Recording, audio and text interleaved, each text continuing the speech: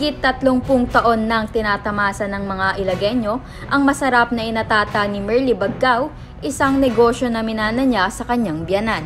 Ang inatata, binanlay at bibingka ni Merly ay kilala sa kakaibang lasa, isang sikreto na maingat niyang pinangangalagaan. Ang simpleng sangkap ng niyog at asukal ay siyang susi sa kanyang tagumpay. Mula sa mga dating customer ng kanyang biyanan, lumago ang kanyang negosyo na umaabot na sa mga malalaking establishmento sa Ilagan.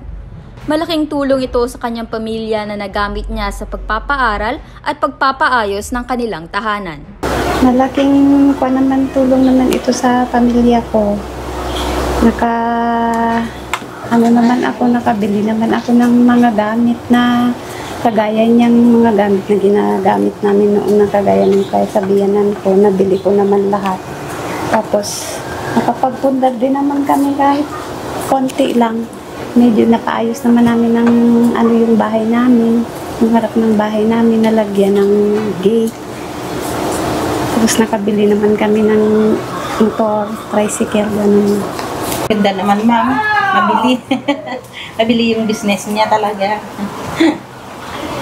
Ayon sa kanyang mami Millie, na mas masarap daw itong ginagawa ko. Sinubok ng pandemya ang negosyo ni Merly Baggao, ngunit ang kanyang inatata sa Ilagan ay muling bumangon dahil sa dedikasyon at sa patuloy na pagsuporta ng mga suki.